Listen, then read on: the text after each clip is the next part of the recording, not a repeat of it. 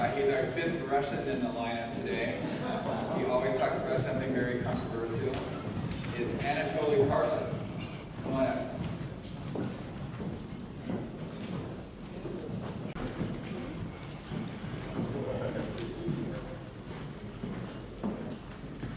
Hello. So I'm also going to talk about this puzzle, why do we not hear anything? And this is the Fermi paradox, and the possibility is that there's this cannibal berserker civilization which is eating up any newly appeared civilizations. But there's another possibility, and it's what I would call, it's not more exotic actually, I'd call it a philosophical existential risk. But before I go into that, I will first I want to describe why it's worth considering them seriously. So as John said, there's 40 million, was it, planets in our solar system which are potentially capable of supporting life.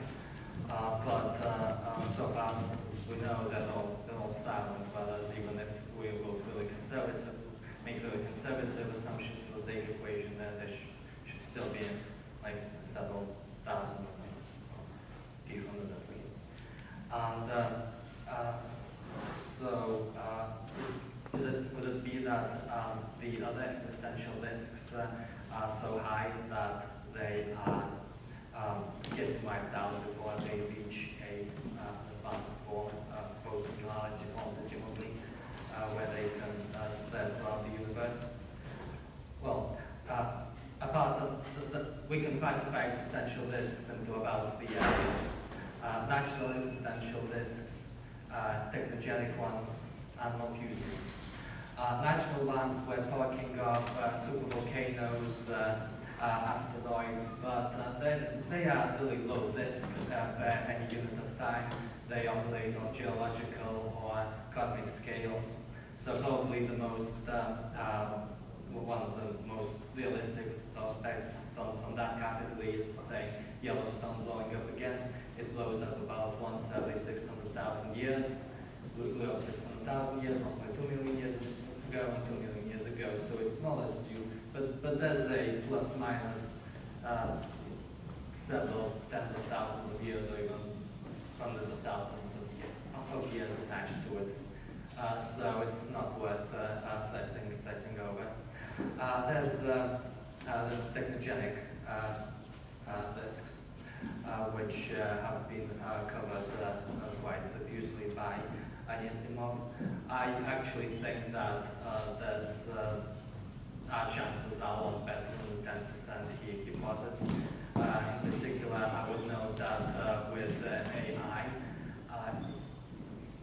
I kind of got the impression that he assumes that the AI that is going to appear is this monolithic Skynet type of personality, which behaves in a psychotic manner. There's nothing to stand against it. But in reality, I agree with Scott Jakish. Is he here? Okay. Well, who basically argues that it's it's a cognitive network that's been exponentially growing throughout history, along with globalization. And likewise with AI, there's going to be lots of nodes appearing. There might be a Skynet type construct, but then counterbalancing it, Google is also going to do something simultaneously, and maybe Hank Pelisi is going to plant a big chip into his brain at the same time, and also enter the competition among this new post-human society. So basically, even if there are psychotic strong AIs, I assume it's more likely than not that there'll be a lot of counterbalancing forces which will constrain that strong AI, even just for purely selfish reasons. We don't really need any particular altruism to prevent one cycle from taking over. And finally, there's the Malthusian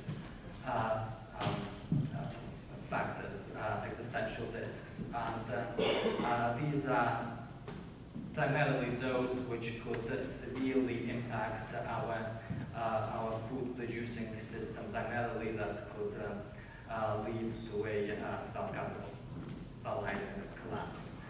So one possibility is that people talk about is peak oil, for instance, but which has been predicted by some who it's been predicted to be at around 2010.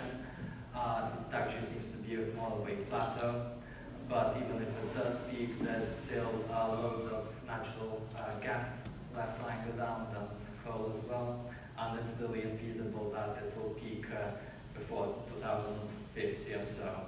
And even then, easily 80% or so of energy consumption in modern industrialized societies, cutting it out won't have like the civilization destroying effect because it could easily be made up by efficiency improvements. And there's of course global warming.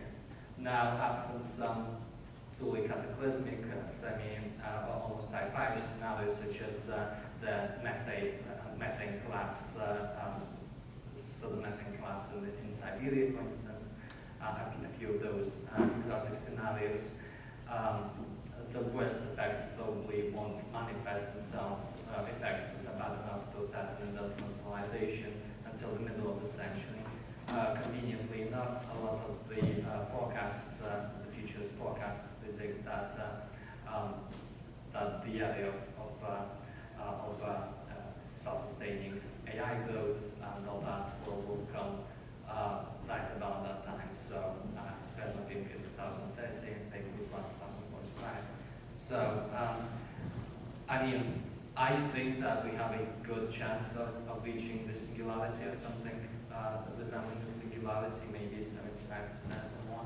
But even if it's more pessimistic, like Isamov argues, and it's 10%, nonetheless, there should logically be some civilizations that should have already managed to do that, and ages ago. One possibility for why they don't actually exist is those cosmic reasons that there's a hostile environment, which hostile civilization, which destroys them immediately. But another possibility is that there are philosophical reasons for this.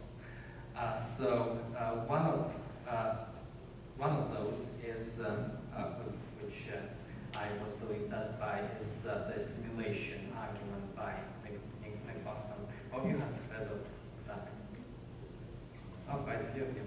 So let me quickly explain this. The basic argument goes that there's basically three mutually exclusive possibilities. Either we will all suddenly go extinct, or civilizations do not do ancestors simulations. And the third possibility is that we live in a simulation. So to explain a so-called ancestor simulation is what a post-human civilization might potentially entertain itself with, i.e. simulating its own evolutionary capacity. And potentially each of those could do millions of those simulations. So the number, if they do those ancestor civilizations, there could be expected to be many more of them than there are real civilizations. So either we go extinct or we live in a simulation. And if we live in a simulation, one consequence is that possibly there might not be computing power to simulate the entire universe. Possibly there'll only be enough computing power to simulate just the solar system. It's like with massive open world games. your computer doesn't load the entire map, it only loads a certain pages around you. So it could be on that principle, and if our intelligence becomes too runaway and begins to spread beyond the solar system, at some point the simulation might crash. So that is one of those remote possibilities. Well, not remote, I mean, we can't assign any probabilities to that. But it's, I'm just basically implying that there could be these strange, exotic philosophical reasons why we have not met other civilizations. They either simulate, one could be simulating us, with thousands of others, and we just don't come into contact. Another possibility is that all civilizations simply follow a certain path dependence, like laws of some kind. So, for instance, one possibility could be that once they realize the mystery of the universe, they decide to commit suicide, or maybe commit suicide and face another universe in their stead, like a phoenix. So, as this really good story by Asimov about that called The Last Question. I recommend you read it. It's only a few pages long, and so it's basically this AI civilization trying to work out the mystery of the universe, and it only has a few years left before all the energy dissipates and it's dead. And at the very last nanosecond, it realizes what the answer is, that there be light. So we could be operating on that model. Another form of suicide, I suppose, would be if there's post-singularity, we enter a kind of a constant drug-like high. So if we simply just spend all our energy just stimulating the pleasure zones in our minds, that could be a form of cultural existential risk, spiritual existential risk. At some point, we have to also define what precisely we mean by existential risk, because there could be many paths and many disciplines of what is and what is not. At the most basic level, the end of existence is certain, because humans will even under ordinary circumstances evolve into another species. It's a million years is the average life of any one species.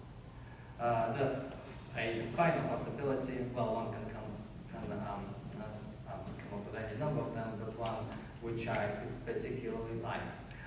What do many people fear? What do many people who are interested in transhumanism and life extension in particular fear? They fear death. And say the advanced civilization discovers that there's no going into other universes, say because they conclusively established that we're living in a simulation, or simply that laws of physics don't permit it. Instead, they could imagine their own reality and bring it into being. So enter their own simulation, but one in which the concept of a finite existence, beginning in birth and ending in death, is instead replaced by a karmic system of death and rebirth, possibly in various fantastic settings. Like of castles and knights and damsels in distress. So it's basically another kind of wandering into fantasy, but one where there's people know that there is a life after death, i.e. a rebirth, and it's basically a cycle that continues perpetually. At least they're inside the simulation and they can't know any different. So it's basically a kind of psychological mechanism to preserve one's sanity in the vastness of a cold and indifferent universe.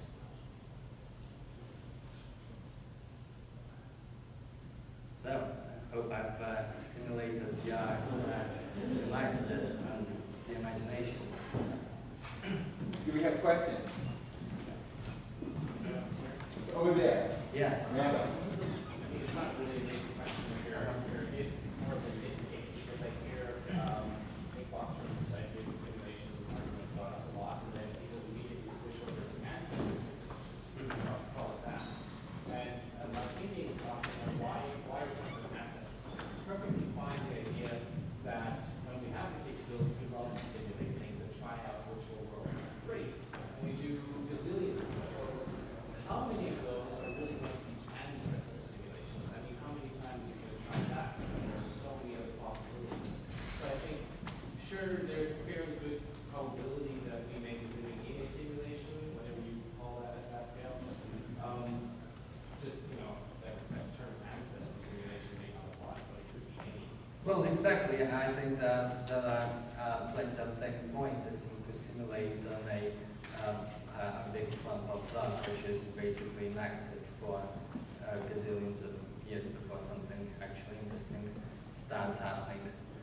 And another thing is that those post-singularity civilizations, and this is also brought up by Boston, they might have ethical, develop a set of common ethical principles against the idea of developing these civilizations because presumably because there's more suffering in them than in post-singularity. And a third possibility is they might also ask what's even the point of simulating them.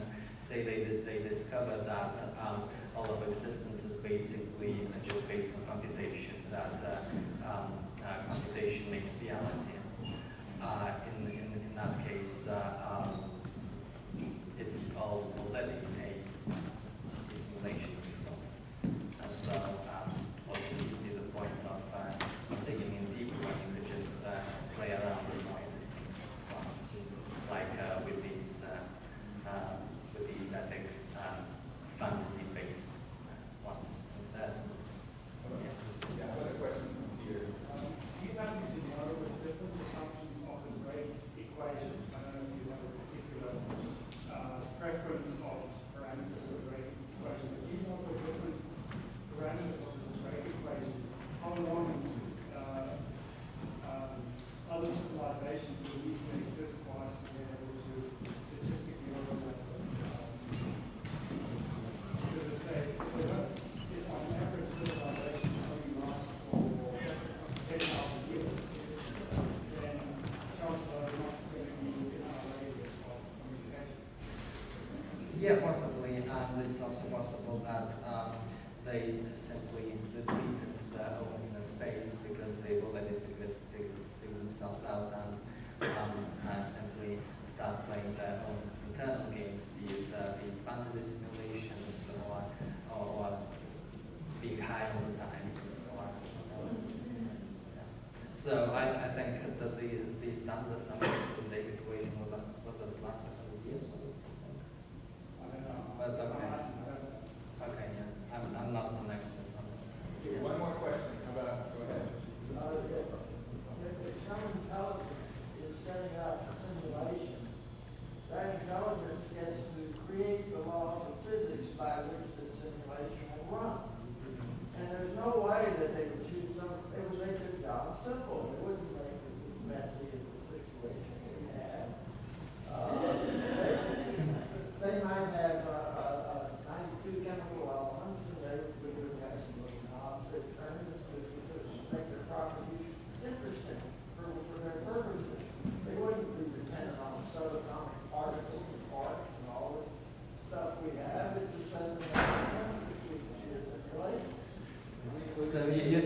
So you're saying that the only game basically would be Minecraft? And that they would be more complex. Right. They certainly wouldn't have relativity. Why should the laws of physics be the same in every moving coordinate system? You know what's one theory actually?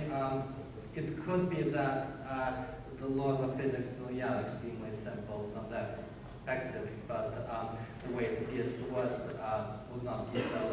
And there's even an example of this with cellular automata.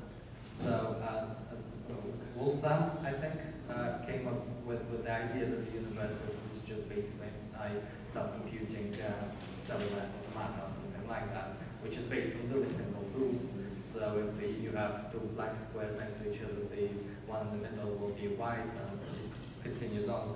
The still is